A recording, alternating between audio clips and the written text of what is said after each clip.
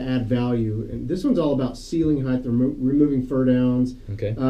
things to do. What are some of the other things possibly you could do to a house to raise the value? I like those two already, but Yeah, well, let's start with fur downs because it's a great simple move. an 80s thing, right? That was Late 70s, early to mid 80s, a lot of builders were utilizing fur downs. If you don't know what a fur down is, just about every one of us has been in a bathroom where above the mirror there's a box. It was like a rectangle running from one end of the bathroom to the other.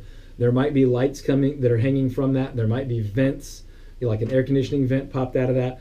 Basically, builders just sort of cheated a little bit. There's nothing wrong with it necessarily. It's just an easier way to run the wiring or the piping or the ductwork as opposed to dealing with the flooring trusses and the beams and the congestion of the space between the first floor and the attic or the first floor and the second floor. Sometimes you'll see that the hallway is about a foot or 10 inches lower than the living spaces.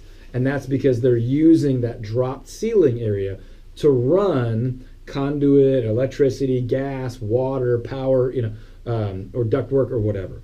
But a good contractor can take that space back up to full ceiling height and still run all those necessary lines in between the flooring joists or in between the space between the first and second floor. So raising ceiling height is a huge value add, especially in kitchens and dining rooms and your primary living areas. Bedrooms is not as big of a deal, but bedrooms are also a really rare place to see fur downs or drop ceilings. On the flip side of that, in the 70s and 80s, it was popular to have sunken living areas where the rest of the house is all at one level and then a living space is 8 or 10 inches lower. Now, trust me, this is not necessarily an easy fix for a remodel, but bringing that back to a consistent floor level is a value add in most situations. Other really great ones are retexturing, repainting, changing out and painting baseboards and trim, new doors.